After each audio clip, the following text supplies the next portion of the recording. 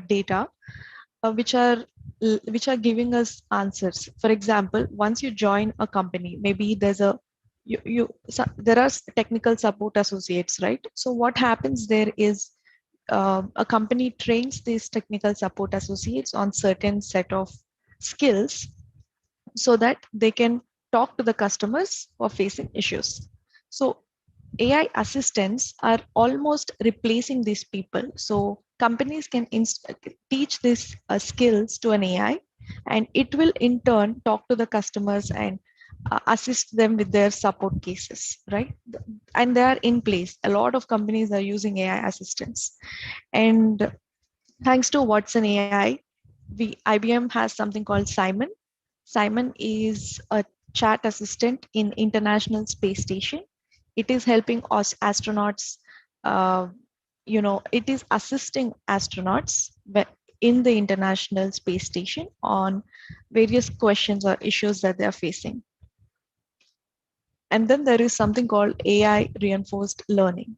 AI reinforced learning is all about uh, making an AI learn something by rewards, right? You don't necessarily, when you don't have enough data to train a model, what we can do is we train a certain model by reinforcement learning, where, for example, if you have to train a robotic hand to hold a cube, it's not an easy task, right? You have to make sure it holds the cube properly. So, and we don't, these are certain human physical tasks that can't be trained with data.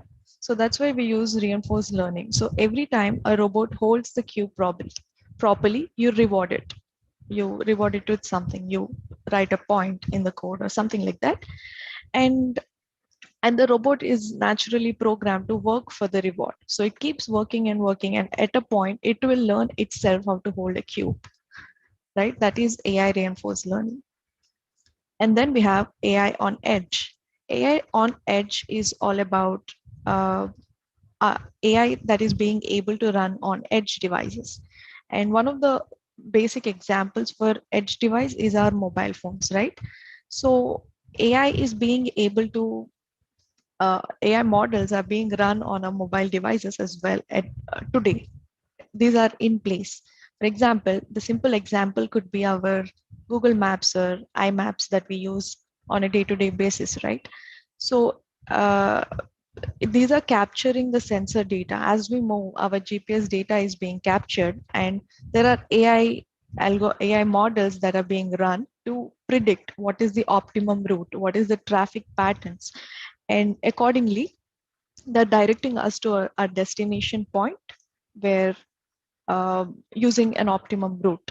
And all these things are being able to we are being able to do this on our mobile phones, right?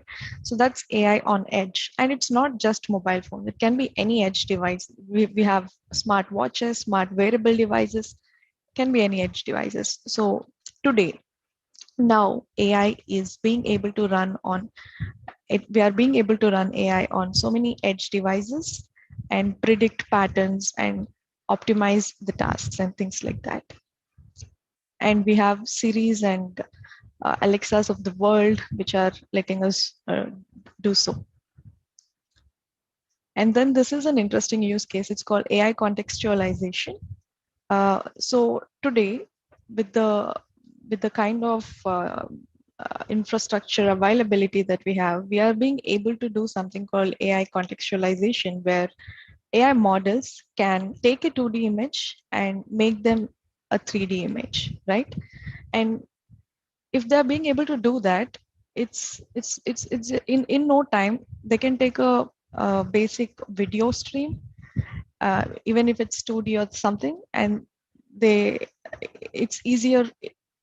AI models are being able to convert that into a 3D stream in the same meeting that we are in, right? The online classes is a classic use case for this. Right now, I'm talking, you can just see a two-dimensional view of me. So we can use AI contextualization with augmented reality and technologies like that, wherein instead of a 2D stream, you will be able to do a 3D streaming, right? So these are in place. These are these are some of the models that are in place in current world today. And then we have AI logic building. AI logic building is one of the uh, use cases that's in place today, wherein if we have enough data, AI algorithms are being able to build logic out of it. So on the screen, if you see the left side of the screen is a basic data. It's a raw data that's been collected. It's like throwing a garbage of words at an AI algorithm and asking it to make sense out of it. So the right side AI model is building something called a knowledge graph, where it's trying to understand the correlation between each term that's being fed into it. And based on the knowledge graph, it is coming out with a basic logic. So this is a basic example wherein we throw a couple of words and it came out with a logic called Acme Inc.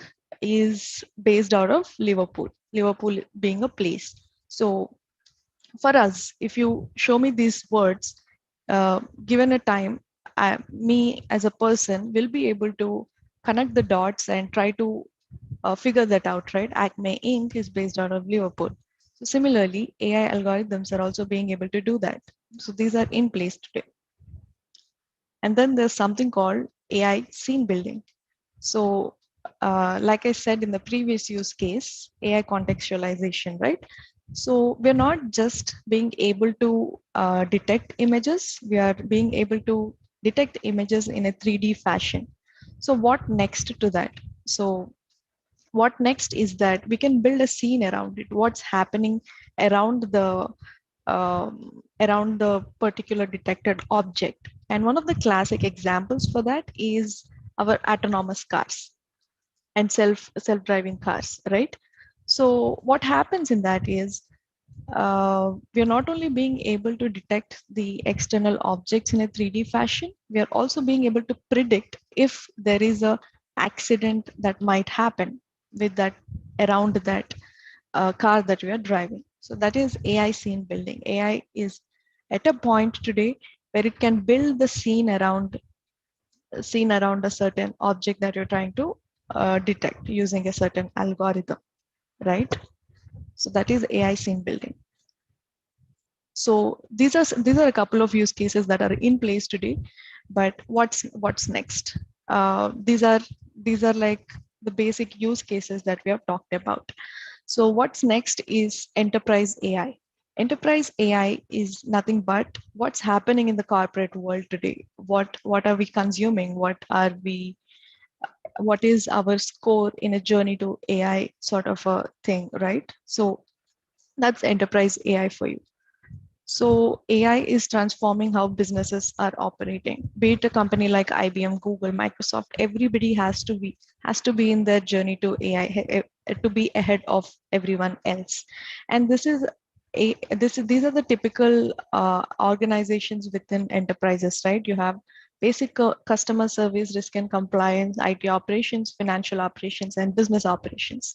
And within every organization, within every division within an organization, AI is being used in one form or other. We've talked about customer service where AI assistants are being used, and risk and compliance where we are using um, predictive modeling to predict the risks associated with certain software. And IT operations, we have something called AI ops, wherein we're using things like chat ops to uh, sort of uh, make these IT operations intelligent or smarter. And financial operations, that's where credit risk and things like this come into the picture, right? So when banks are deploying a model uh, which is going to decide which customer gets a loan. So these are in place. A lot of banks are using these things. So at every level within business, AI is being used. So this is something that enterprises believe, right? If I only meet your needs today, I'm already behind. So enterprises should, think 4 or 5 steps forward.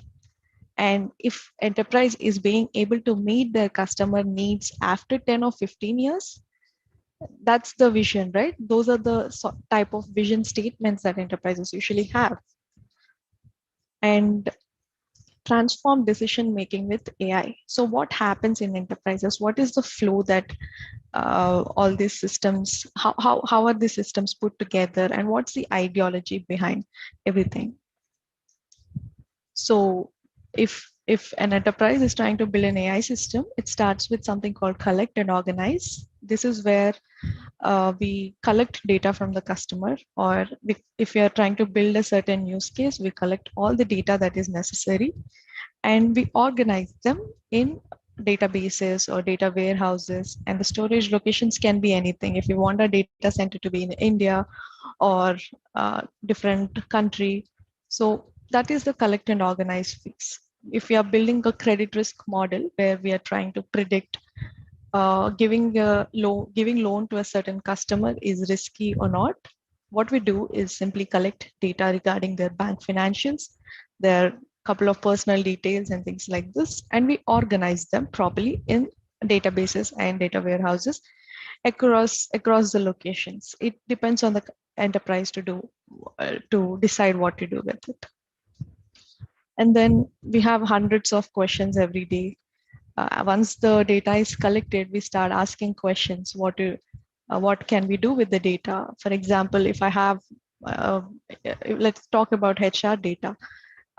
If I have my employees commute distance, especially in Bangalore with the traffic we have, let's say a certain employee sits out of a certain office and his home location is 30 kilometers away. Is that a factor for him to leave the company? So like that, so many questions, we come up with a lot of questions. Once we have the data, we have to come up with a lot of questions so that we train the model accordingly to answer these questions for the future customers. So out of these 100 questions that we figure out, we try to get some insights out of the questions that we ask. We get some insightful discoveries from the data that we collected and the questions that we are asking. And from these insights that we got, we take action on the insights that we've driven out of the data. So that's what we call something as actionable insights. So once we get to a phase where we have decided that these are the action items on us, we we take it to the next level and try to decide, try to influence the decisions. And basing on the type of decisions we take, it reflects on the outcomes that an enterprise gets. So this is a typical cycle.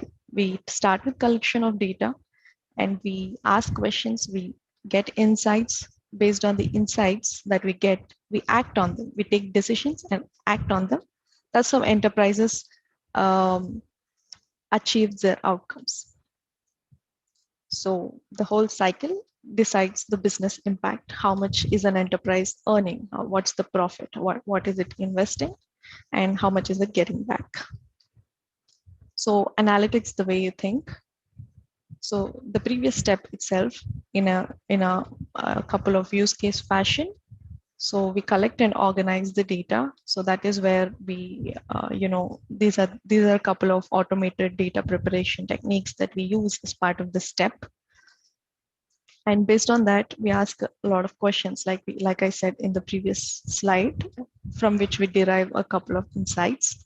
So that's where data exploration comes into the picture, right? So once the data preparation is done, we explore the data. What can be done with the data? Does the data, are there any correlations between two columns within a data? Things like this. A lot of exploration activities can be done on the data. And that's when you come up with actionable insights, where you sort of create some visualizations, right? You draw a dashboard or a pie chart that represents the discoveries that you found in the previous step, and you try to tell a story out of the dashboard, basically. And based on that, you come up with a couple of decisions which is going to influence the business. So this is the whole analytics cycle within enterprises today. So this is a typical AI ladder. Uh, so AI ladder simply starts with collection of data, like I said. So collection of data is where we collect a lot of data from the customers. We store it somewhere, and this data can be anything. Okay, it's not while starting a project, you don't know what data can be useful and what data is not useful. We understand that in the next step. So for a typical churn use case, right? So every company has to predict how many employees are leaving them at the end of the year, right? So instead of manually doing it, let's say a company has like 5,000 employees or something, it's difficult to do that. So that's when you deploy an AI model, which is going to do that for you. So you feed in a couple of details and the AI model will predict if the employee is leaving the company or not. So collect phase is where you collect a lot of data about the employee. Is he married? Is he living somewhere near the office? Is he being compensated enough? Has he been promoted in the last couple of years? What's his performance? All these are type of data that we collect and we organize. So organize is where you properly organize the data in the storage, any any storage that the enterprise is using. And also this is the phase where you also look at something called compliance. You cannot, there are certain things that you cannot um, collect from so and so employee, maybe my credit card information. I will personally feel that my privacy has been violated if these things are collected and being used by a company. So there are compliance standards in place: GDPR, HIPAA, SOC 1, FISMA, SOC 2. So many compliance standards, right? So that's where you sort of make sure that the data that you're collecting is compliant to certain standards that the industry is following. And then you analyze is where you try to create some visualizations, try to get some insights out of the information that you have, and then train a model, right? That's where the next stage, infuse, comes into the picture, where you train an AI model using the data that you have. uh, Once you train, you take, I mean, you split the data and you train the model with some amount of data. And once the training is done, you simply same take some of the data that's left over and test the model to get the accuracy. And getting the accuracy is one part, and that is the usual steps that we follow if it's a normal project. But these are enterprise projects that we're talking about, enterprise models that you're talking about. So infuse is where once the model is created, you test it enough and then you take it to something called production. Production is nothing but taking the model live so that everybody can start using it. So you simply deploy this model somewhere, people start consuming it, and in the backend, you monitor it actively. Uh, and the monitoring part is where a lot of concepts around trustable AI that comes into the picture. We'll talk in the next slides. So this is a typical AI ladder that enterprises use as an approach. So there's something called auto AI. Auto AI is nothing but instead of you or me sitting and training a model around the data that we have, we can use an auto AI pipeline, which is going to do everything for us.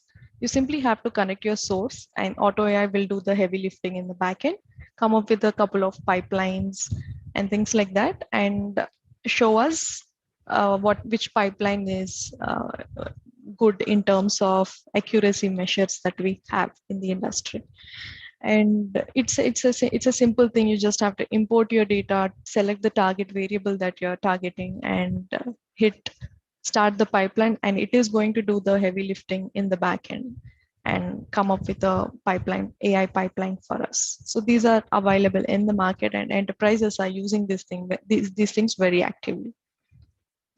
And that's when, like I said, once you deploy the model, that's not enough. You have to constantly monitor the model. So in the recent times, there are certain things that have been observed. Things like bias and drift and explain. These are like buzzwords in the industry right now.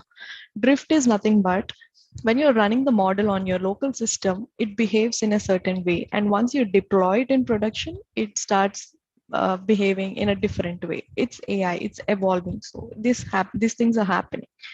So there should be a measure using which uh, you should be able to calculate drift for your models that you're developing. And then there is something called bias. Bias is where, as a human, I'm naturally programmed to show some bias, right? If you go to a bank, it usually happens, right? You're standing in the queue, you're applying for a loan or things like that. But very often, I'm not saying this always happens, but very often it does happen. What happens is naturally humans are programmed to show certain bias towards someone. Maybe a bank employee shows certain bias towards females or female applicants, right?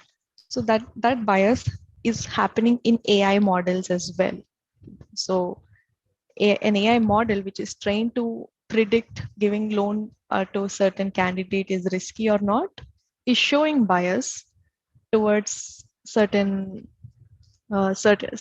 it depends on gender, sometimes it depends on so many factors. So we have to make sure that the model that we're using in production is not biased.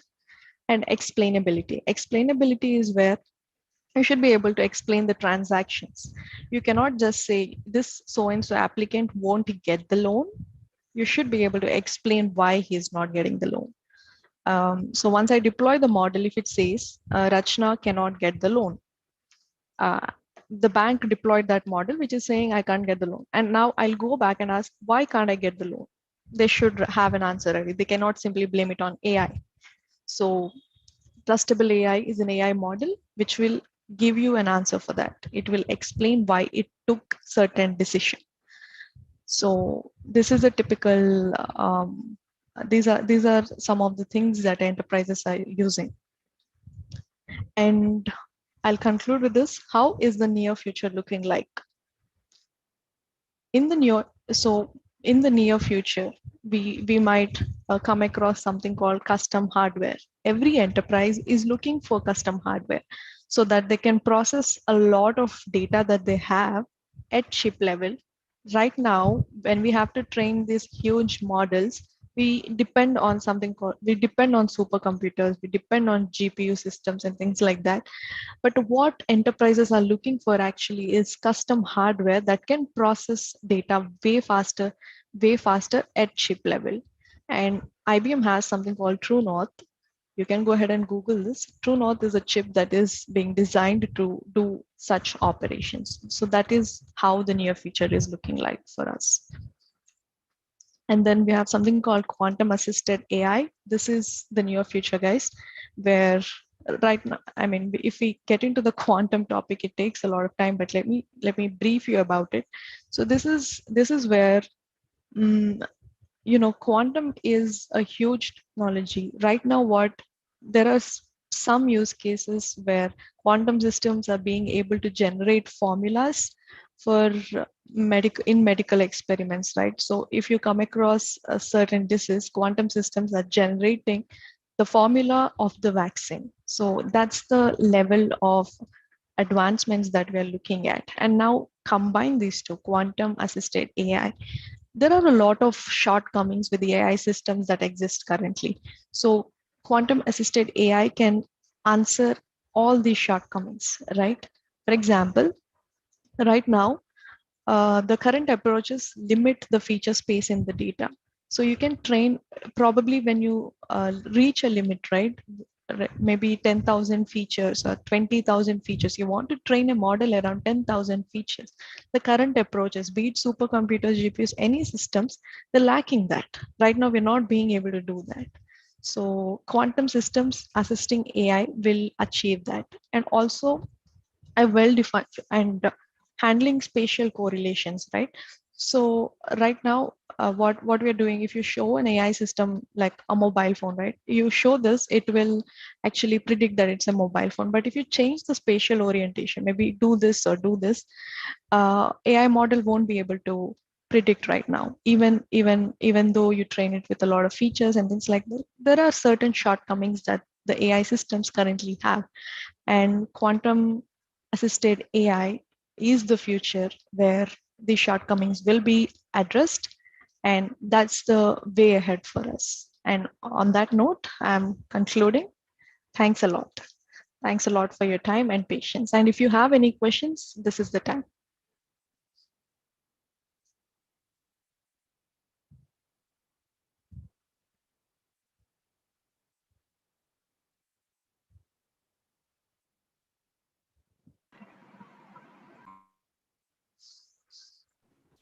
Participants can come forward to write up their queries. Rachana is waiting.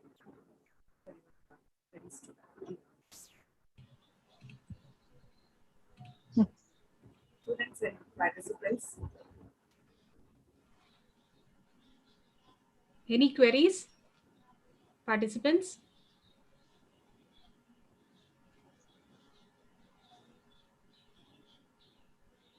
Yeah. Rachana, okay. Thanks a lot.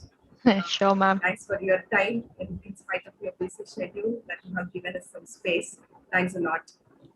Thanks a lot. We can wind up this keynote and we can invite the other professor for the next keynote speech. Thanks, Rachana. Thank you, Rachana. Thanks a lot. Once again, I would like to thank you. The session was really a gold mine of information, and you made it so clear that predicting the future is no more magic, astrology, or superstition. It is artificial intelligence, and artificial intelligence is a tool and not a threat. Thank you, Rachana ma'am. Our next speaker is Professor Sang-Won Yoon. He is from the Department of System Science and Industrial Engineering, Thomson J. Watson College of Engineering and Applied Science, State University of New York at Binghamton, New York, USA. So I kindly request our beloved Madam Shirin Banu to introduce our guest speaker.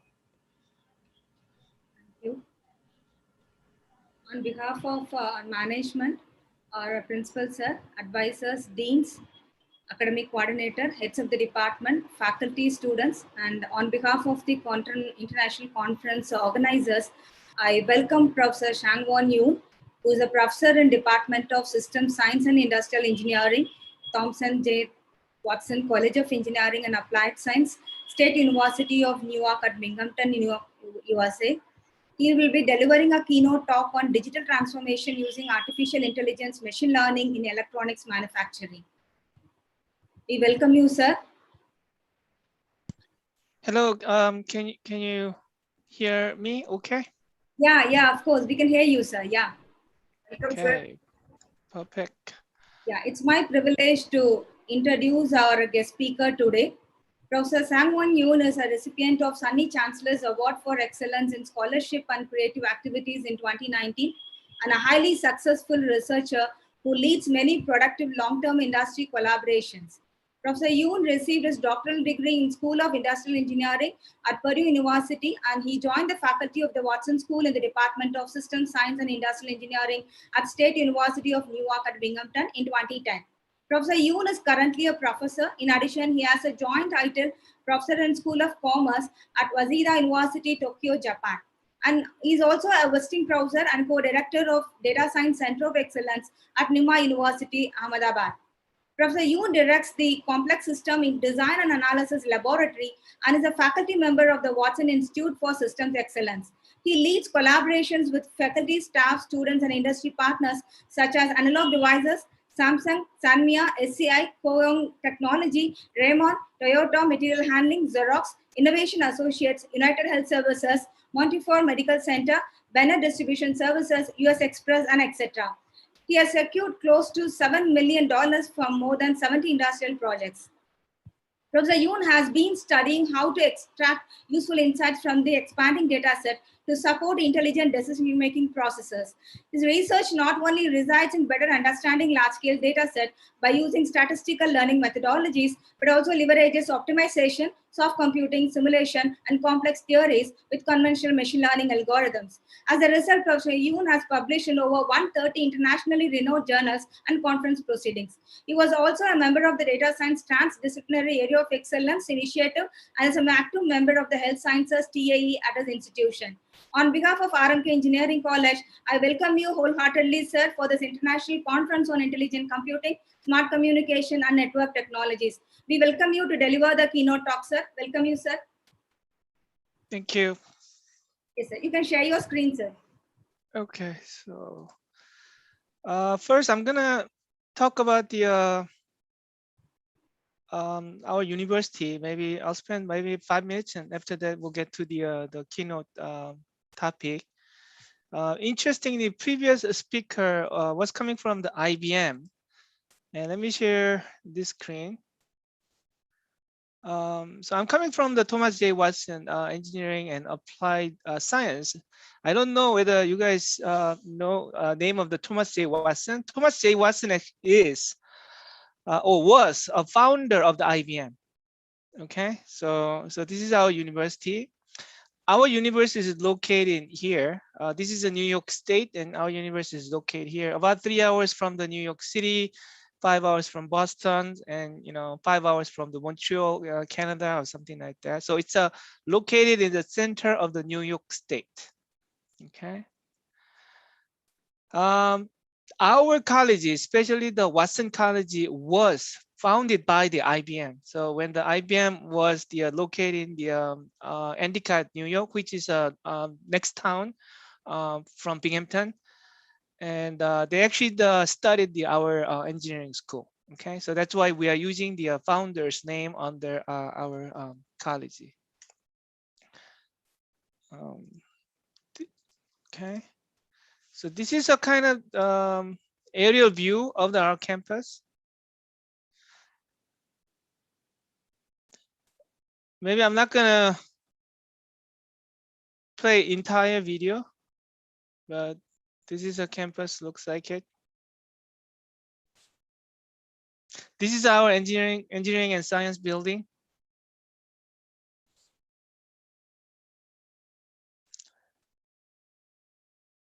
Yeah.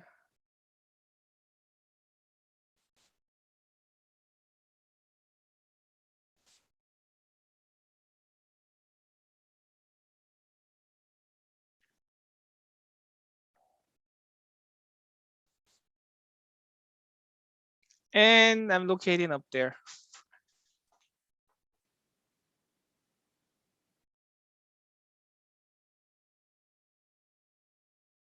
Okay, so this is how then this is a kind of the numbers of our university. So we're part of the SUNY system, State University of New York, and we have actually the best undergraduate program, and then we have a very good graduate program as well. And then these are some of the numbers. And we are just right by the Virginia Tech and North Carolina or Michigan State University in terms of the overall like best public university. And here is the ranking for the best U.S. university, including public and private university altogether. And we have actually the 6 colleges under the one university. So this is list of the colleges that we have, and we are here, Thomas J. Watson. This is number of students and number of faculty ever since 2012, and we increased the 20% of the faculty member. So we currently have more than 1,000 faculty members. This is another number. And this is a department that we have under our university. I am coming from system science and industrial engineering. So this is my department, my home department. And we've been doing a lot of the preparation for the COVID. I'm having in-person lectures and sometimes like in-person meetings with the students. Probably this is my last slide about our university. Last year or 2019, one of our faculty members received the Nobel Prize in chemistry. The Professor Whittingham was one of the founder in the lithium-ion battery. And because of that, he's been nominated, quite a number of times. But finally, 2019, that he received the Nobel Prize. Okay, if you come to our campus, I'll set up a meeting and you can shake hands with him. Okay, and this is the kind of the employees that they're hiring, our students. Let me switch to my presentation slide.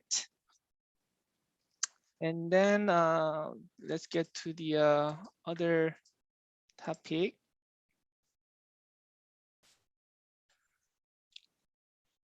Okay, just checking one more time. You guys see the screen just fine, right?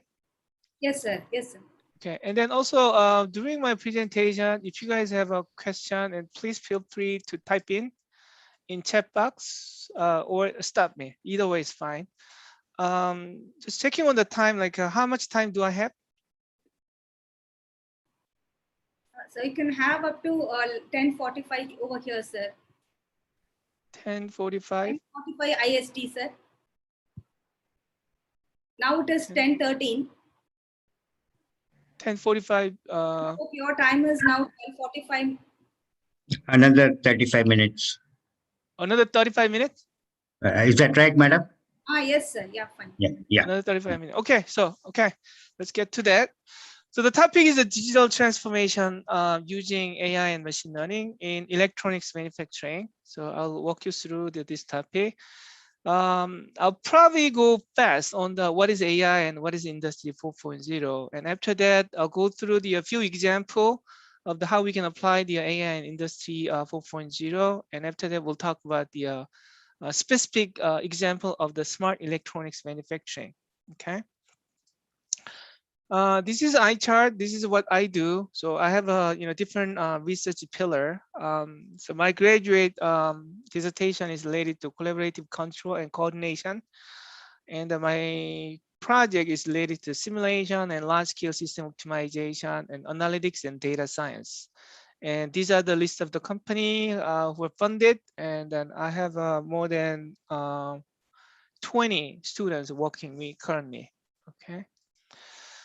So let's talk about the AI. So AI, if you look at the AI, so there are a couple of things you can see. So Industry 4.0 has to integrate so many different topics here.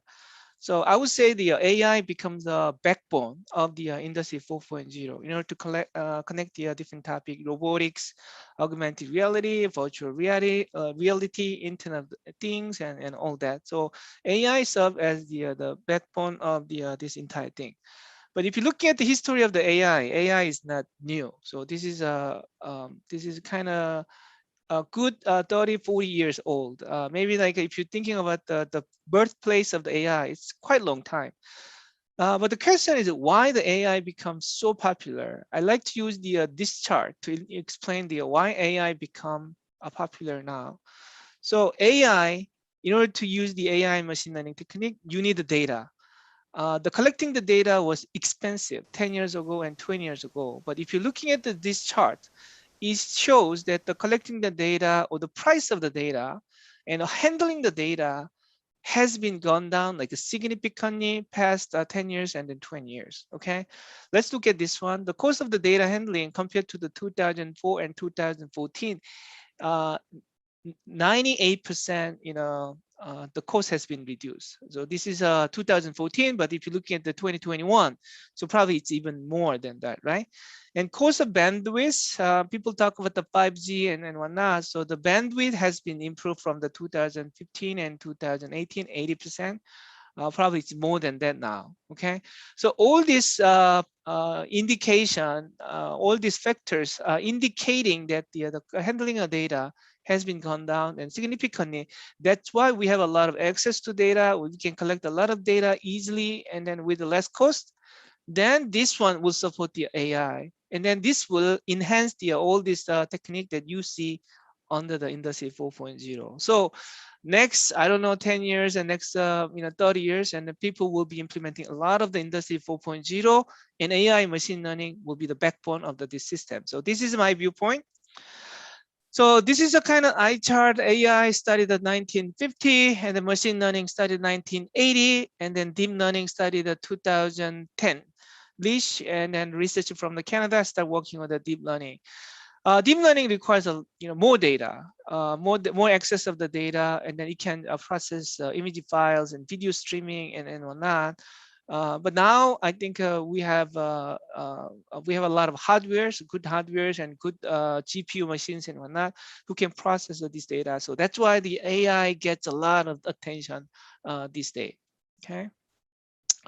So let's look at the how the other countries are doing it. So if you're looking at this one, so South Korea has the about the 750 robots per the 10,000 manufacturing employee in Singapore and Germany. So people start investing a lot of the robotics, right? Industry robotics and whatnot.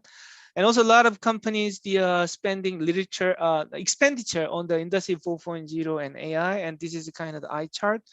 Some countries are using like a 4% of their GDP in the R&D and whatnot.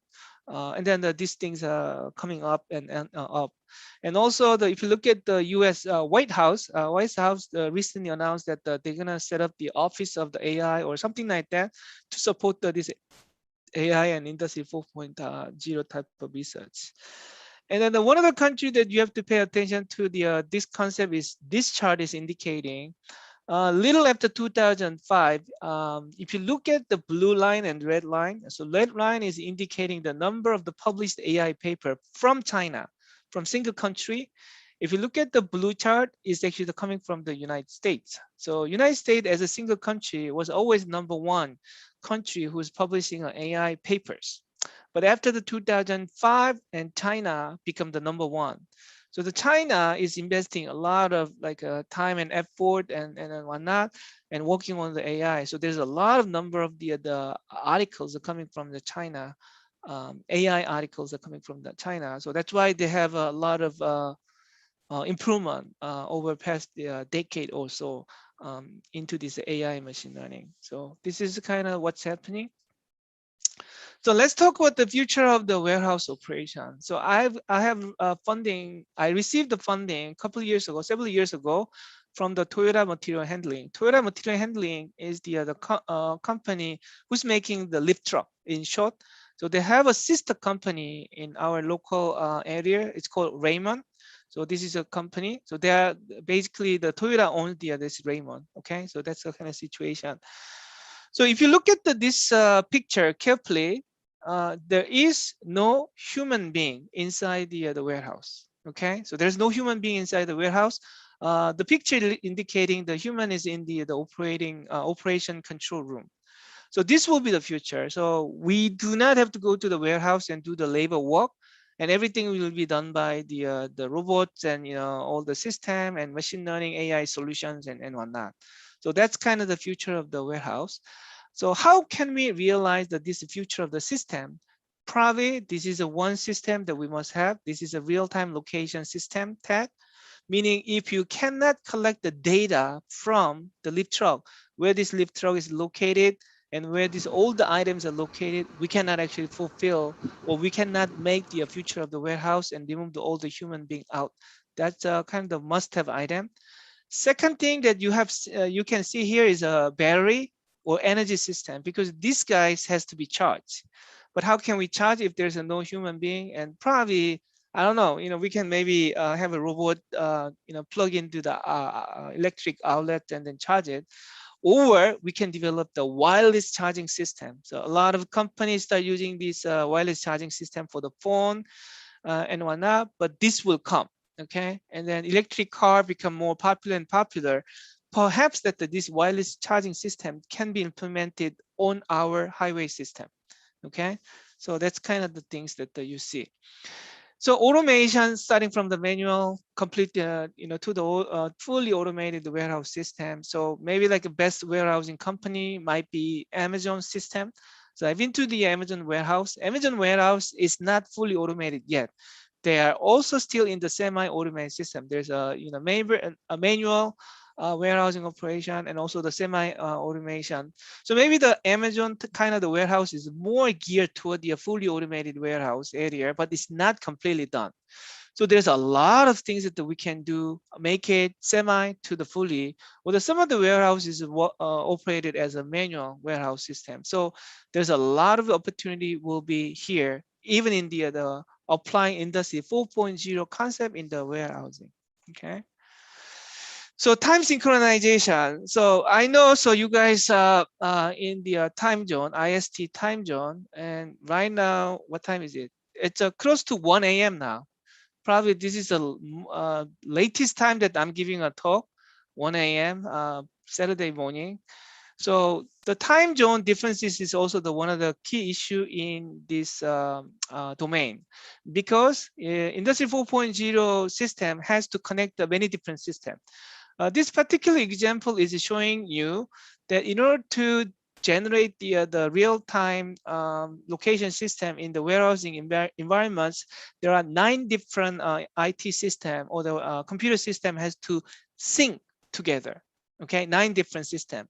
So if you have a chance, you can just check out your computer time clock, and also you can check out your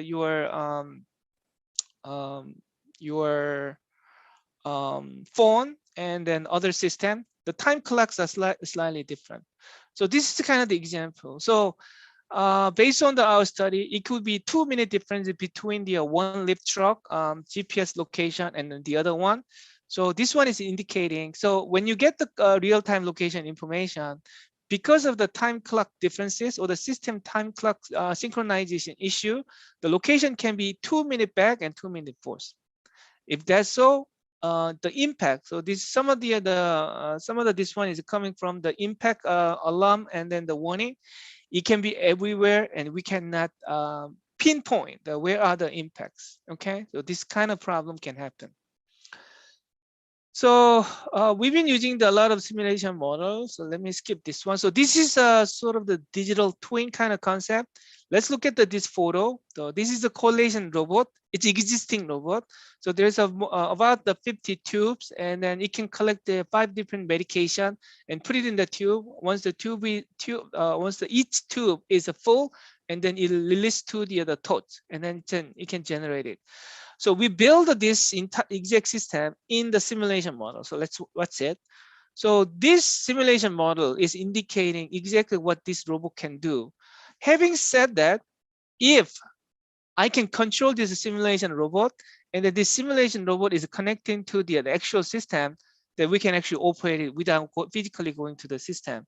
If you look at this dispensing system, it's in this picture, and inside it is here is a robotic unit. So let me just play one more time. So this is automatic dispensing robot. Again, this robot, we build the digital twin inside the simulation model. Right now, our project is how to connect this one to the software system. So in between the robotic and the simulation system, there's a software system that which control the robotic. If we can link them together, and then we will be able to connect and then control and then test the hardware system using the simulation environment. So this is a kind of the study that the full we are working on it. This is one of the largest simulation models. So this simulation model, I'm not showing you in the video, so we can connect this one to the augmented reality concept. We actually talked to the couple of the founder of the simulation software, and then this is probably one of the largest simulation model that we ever built. And so this particular system is actually the pharmacy. This pharmacy can do the 200,000 prescription per day. 200,000 prescription day. So now you see the collation unit robots. So we implemented, and behind the collation robot, and then you can see the metrics there, and it's actually the changing real time.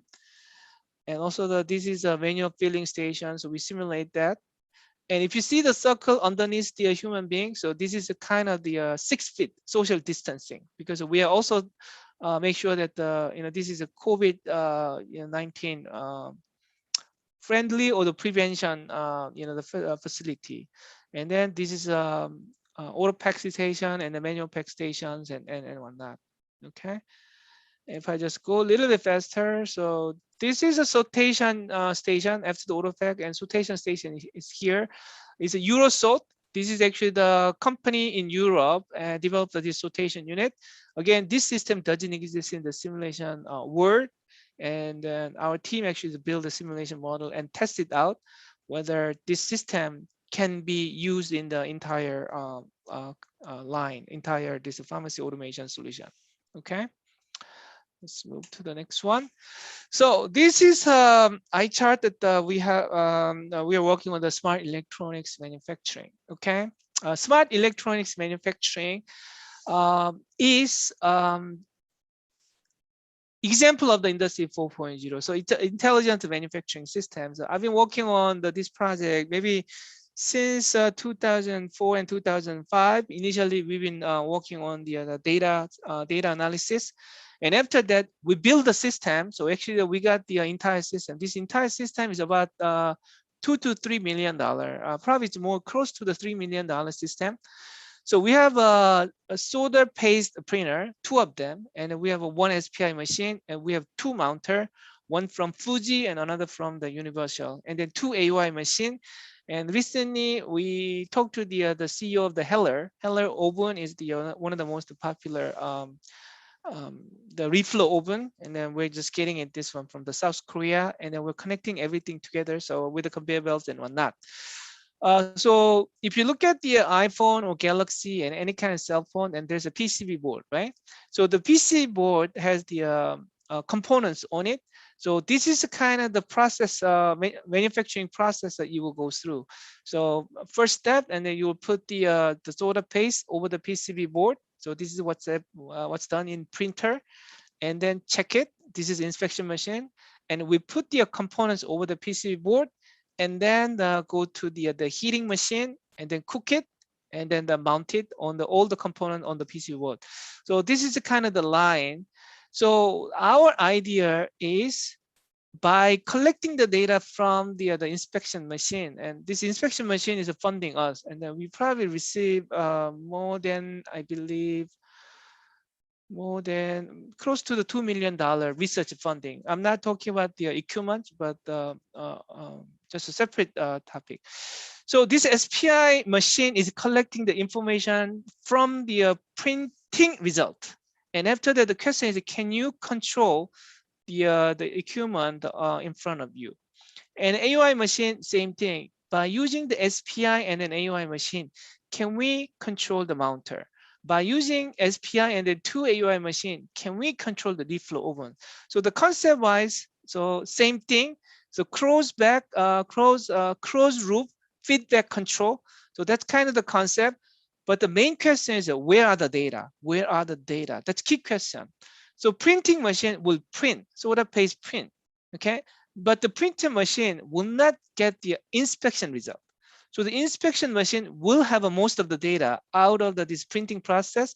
Mounter, same thing, and reflow, same thing. So we actually printed out more than 8,000 PCB board, and we are using this data and then work on this study. So this is a kind of the PCB board, and then all the machine, and then different type of the equipment, and then we have and whatnot. I'm not gonna go through this detail.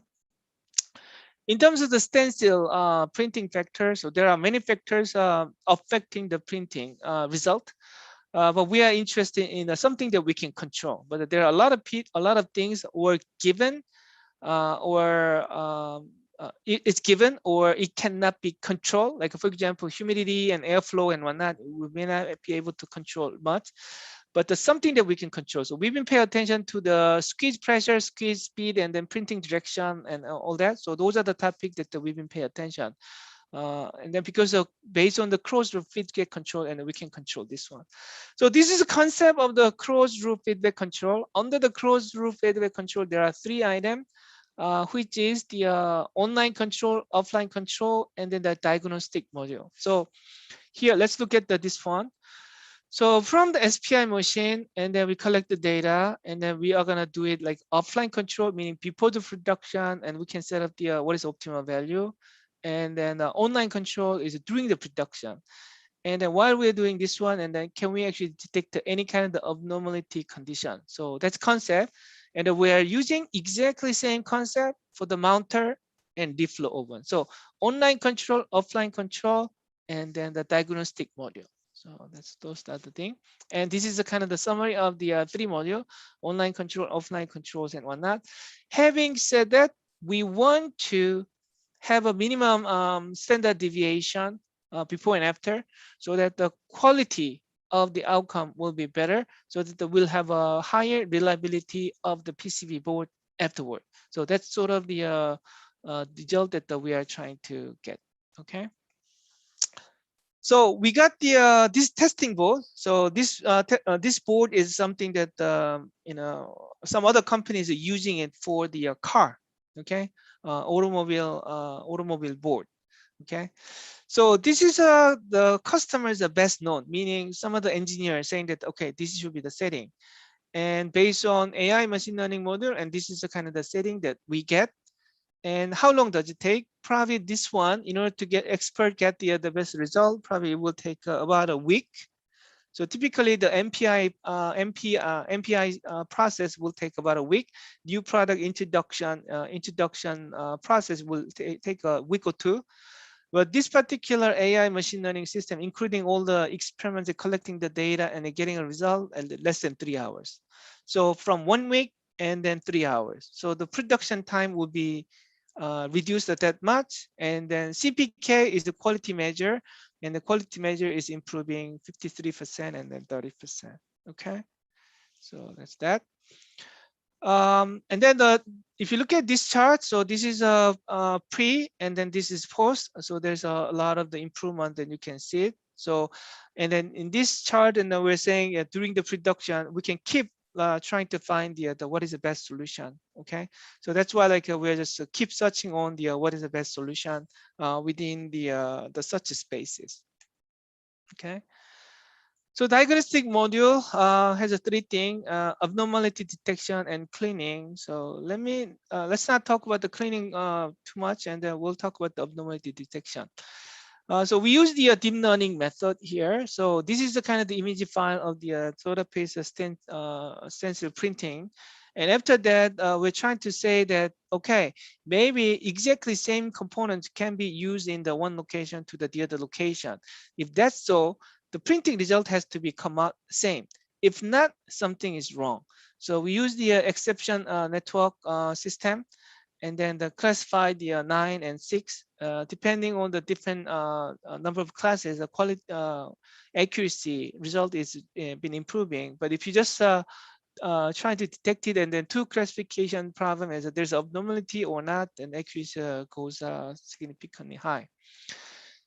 And so we can also take a look at the bottom of the stencil. So this is the kind of the bottom of the stencil. There's a lot of the residuals building up.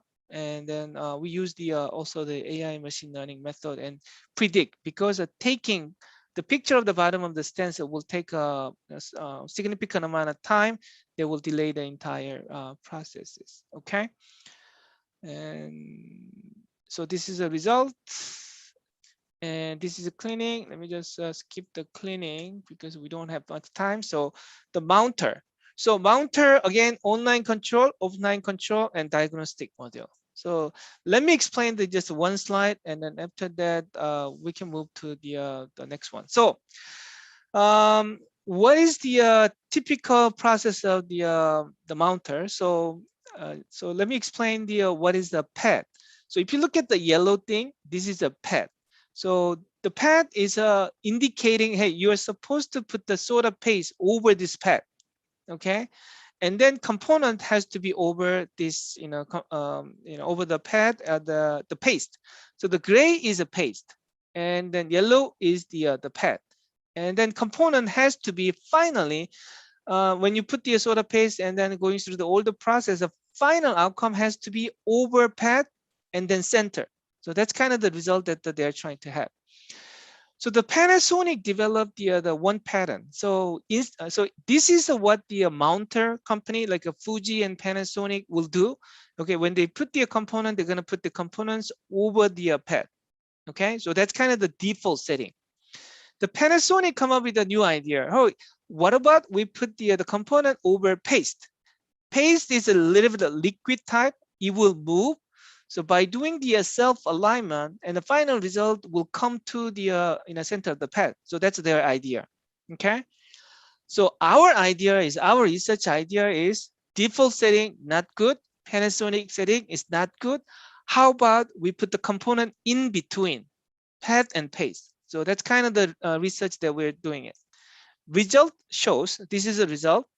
If you look at the pad center is the black dot here. This is center. Okay, this is the placing on the pad, meaning default. Okay, default. This is the placing on the paste. Okay, this is the placing on the paste, and this is placing on the pad. So if you look at the blue one, so which is the final outcome after goes through the reflow and all that, the final outcome. So if the blue dot is close to the black dot, so that's the best. So this is what the Panasonic and Fuji will do as a default setting. This is what the Panasonic patent idea will do. And this is our research result. Okay. So in summary, in the printing study is we don't want to put the component over the pad over the paste. We're trying to find what is the location or the offset of the component placement in between and pad and paste. Okay. So, and I'll skip this one. Yeah, so based on this information, so we're collecting the location. So in order to do that, we have to know the location of the pad, location of the paste, and then the AI and machine learning method will find out what is the optimal like offset. Okay, that's the study that we're doing it. And by doing that, then we can actually have a better performance. Overall performance can be improved like a 30%. Okay, which is significantly better than the a lot of the other solutions. Okay. So in terms of the diagnostic module, so here, so we can say like, okay, there's an incorrect nozzle size is used and pickup positions are different, and that there's a contamination. So this is kind of the three topic that we've been doing it. So if this is happening, the quality of the placement will be impacted. So how can we actually detect it? So we use the some AI machine learning method, and we got the result, and this is what it is. Okay. So the last step is a reflow oven. How are we doing with the time? Do I have a 5 more minutes or not? Hello? Yes, sir. Yes, sir, you can take your time. Yes, sir. 5 more minutes. Okay. Yes, sir. So this is the last stages. There's a thermal recipe optimization. This is the reflow oven. So typically there are different temperature zones. So 1 to 6. In this temperature zone, and then the PCB board is coming into this temperature zone, and joint, meaning the component and then pad, that there's a solder joint has to follow the exactly this graph. Okay, so this is temperature. So this has to be go up and cooling. Okay, if this solder joint do not follow this kind of line, and then you will have a problem with the reliability issue later on. So meaning if you buy some of the electronics product, and this product will not last long, and your motherboard failed and whatnot, it's because of this. It could be one of the reasons is because of the this PCB board doesn't follow this thermal profile. So this is thermal profile. So in this reflow oven, the idea is we have to meet this temperature. Okay, and how to find out the best temperature setting. So that's kind of the key question. So what we did is this is a thermocouples, and we use the initial heat transfer equation model, and then we collect the one PCB board information. By the way, this setting and resetting can take 3 hours and 6 hours or the entire day. But we actually collect the one data point, but one data point plus using this heat transfer equation, we generate the prediction model, and using this prediction simulation model, reflow oven thermal simulation model, and we'll generate the optimal setting. And the prediction model accuracy is pretty good. Like Alshia value is over 0.95. And based on this information, we apply the evolutionary strategy method, and within 10 iterations, we're able to get the optimal solution. And here's the result. So the target is this one. So we know what is the best temperature. So we're trying to make this target. And this is predicted based on the AI method. So AI method said that, okay, this is the kind of the temperature that you're getting it, and gap is this much. Okay. Again, target, in order to generate the target based on the expert, so you could take the hours, like 3 to 6 hours, and this one takes the only the one data collection, and then maybe 30 minutes of the algorithm running. So that's about it. Okay. So this is a future. So integrated platform of the smart electronics manufacturing, starting from the printer all the way to the post AOI. We want to connect and then cross back feedback control. So where to connect the collect the data and what kind of the machine that we are gonna control. Okay, so this is electronics manufacturing. By the way, IBM invented this through-hole technology, or the most of the PCB board, like industry. IBM was the founder, and we have a lot of the faculty member working on this electronics manufacturing. Now our research team is working on and how to implement this industry 4.0 to this industry. Okay. So having said that, so this is a picture from winter. I don't know whether you guys can see a lot of snow. So this is a kind of picture with the snow. Okay. Thank you very much. And I'll take the any question if you guys have any.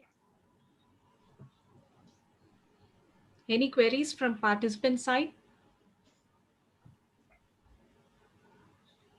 Can I ask question, sir? Yes. Yes, go ahead. Yeah. Very interesting, sir. You have used AI for PCB design and manufacturing. Improves the quality. Does it improve the density? Because we are told that the transistors and chips which can be accommodated is saturated. You cannot increase more the density. So will this help to increase the density? Oh, okay. So we are interested in a design of the PCB board, but right now we are not working on the design part. We're working on the manufacturing part. Okay. Okay. So all this system is given, but in terms of the volume, so or the solder joint amount, this is also design. So there is also the target. So target is 100% like a transfer efficiency, and we are trying to meet that target. So we have a clear objective in this problem. By the way, we are in discussion with some of the fabless company, and other some of the PCB board design company or the component design company, applying the similar concept that I'm presenting here. Okay. Okay, sir. Okay. Thank you. Thank you, sir. Thank you, sir. Dr. Yoon, sir, we have our Dean Research, sir, Dr. Elvin Chandramoni, sir. Sir? Sure. Dean, sir? Okay. Yes. Yeah. Now, I just want to ask something. Can you hear me? Yes. How difficult is to get data for such application? Because let's say a failure model. You don't know, you don't have failure models, many failure models, maybe. So how do you get the data? Okay. Good question. In terms of the SPI machine and AOI machine that we have, it can collect the two dimension of the picture images and also the 3D images, because it can capture the 3D images, and it can generate the volume, because the image file is coming from the 3 dimension, so we can actually generate the volume information. It doesn't take much time to collect the data. So we implemented this system, and some of the major companies are using it. So, but right now we cannot send the data to the cloud system and then apply the AI machine learning algorithm. So the AI machine learning algorithm and also the set-top box is built in underneath the inspection machine. So it processes along the collecting the data together. Okay, but another problem is once you collect the data at inspection machine, maybe the other PCB board is already processed. So I actually just skipped the one other slide. So you cannot predict tomorrow. You have to predict the day after. So that's one of the challenges of this problem. Does that make sense? Meaning when I say the tomorrow and the day after is not the component or not the PC board next, but the 2 board after or the 3 board after. Okay. Okay. And next one is, let's say the A is not 100% accurate. So there is always a, lack of accuracy. Maybe small, but there is a lack of accuracy. Will it affect the whole process? How much it is critical? Okay, that's also a good question. So the metric that we're using is a CPK, so which is a quality control metric. So you have the upper bound and lower bound of the specification. If the process within the bound, and we're good. And then we can reduce. We can reduce the defect, and we can reduce the quality of the product, or we can improve the CPK. But we cannot avoid some of the defect. But there are some significant improvement we can make it by using this AI machine learning. One, and also the time saving, and also the labor. So we can actually save the labor. For example, in order to control the entire line, let's say you need to have 5 people, but having this kind of solution, only 2 people can handle the entire line. Okay. Something like that. So there are certain benefits. Yeah. Thank you. Thank you, sir. Excuse me, sir. What is the feasibility of deploying these high infrastructure models? How do we make Can this you repeat deployment your question? how do we understand the deployment of this high infrastructure models in cloud? You are incorporating cloud structure into it, isn't it, sir? Yeah, so we want to get to the cloud system, but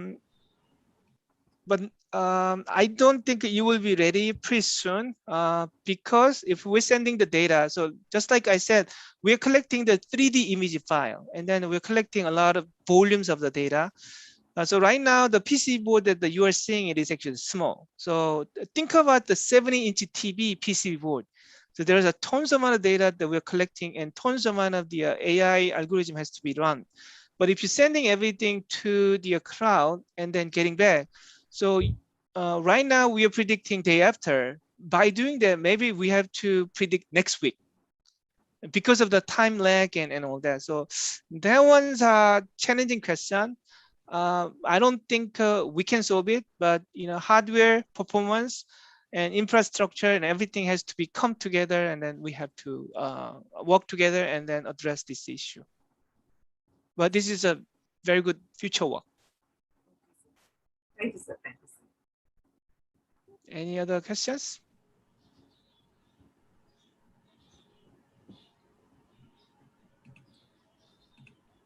Any more questions? So any other specific tools you use, artificial intelligence tools you use for the manufacturing process? What do you mean by tools? Meaning you want to know the method or a specific method, or? Any tools already designed for implementing specific methods? So in terms of the programming, we're using Python. So we're using Python. So we're using a lot of the Python packages, AI machine learning packages. So that's what we're using it. In terms of the hardwares, and we're using the GPU machine, some kind of the built-in GPU machine under these inspection machines, and that's what we are working on it. In terms of the methodology, we are applying some of the statistical learning method, and plus like some of the simple machine learning method, or all the way to the advanced the deep learning method like exception network or the VGD network, or something like that, all the way. Why? The question is why? Sometimes because of time, because in order to apply the deep learning method, it will take time. So we cannot get the result as quickly as possible. The other thing that we are using it is incremental learning, because in the production you're collecting a lot of data. Every time you are collecting the data, you don't want to retrain it. So trying to minimize the retraining time, and we are using in some application we're using the incremental learning or the online learning method. I hope that this answers your questions. Thank you, sir. Thank you. Any more questions, or shall we wind up now? Yes, ma'am. Thanks to Professor Sang-Wong Yoon. Thank you so much, sir. It's been a great moment for us because it's midnight for you in spite of your busy schedule. It's almost 1:30 a.m. now. Yeah. Thank you so much, sir. We are so blessed and we are so thankful to you. And R&P Engineering College is always having a very great tie-up with the Binghamton University. Along with you, we have 2 more professors on our technical committee for this international conference. So on behalf of our international conference organizers, I thank Binghamton University for providing us a very great support, sir. Thank you so much. And thanks for your wonderful delivery of this keynote talk at this time, sir. Thank you so much, sir. Thanks a lot. Thank you very much. Have a wonderful day, everybody. Thank you, sir. Thanks a lot. Thank you, sir. Thank you, sir. Thank you. Thank you, Professor Sangwon Yoon, for sharing your valuable time with us and giving us an opportunity to get to know about your college profile and sharing knowledge about the smart industrial processes. And it's no longer the big beating the small, but the fast beating the slow. Thank you for your talk on digital transformation using AI and ML in electronics manufacturing and your response for your query, sir. Definitely, it's an excellent session. Thank you so much, sir. So we will move on to our paper presentations tracks. Dear participants, we have 3 tracks again today. Track 1 is about smart communication and networks and signal processing. Track 2, intelligent computing. And track 3, artificial intelligence, machine learning, deep learning, big data, and cloud computing. We request the participants to enter the respective Google Meet for presentations. Thank you, Chairman. Thank you. Thanks Thank to you, all ma'am. the participants. Thank you, ma'am. All of you move on to your respective Google Meet. Hilda, Madam, we can wind up the Zoom meet now. Yes, ma'am. We can wind up. Yeah. Think, Thanks a lot. Thanks a lot. We will then the next keynote address timing also. Yeah. Next. I think they should join again for the next keynote talk. 2 o'clock. Yes, ma'am. 2 o'clock. 2 o'clock in the same Zoom link. Everybody should join for the next keynote page for the afternoon session. Thank you. Thank you all. Thank you all. Thank you. Thank you so much. Thank you, ma'am. Thank you, sir. Dean, sir. Thank you, sir. Thank you, madam. Thank you, everybody. Thank you, sir. You can wind up the session now. You can end the session so that Okay. they all will be moving on to their Okay, ma'am. Zoom link.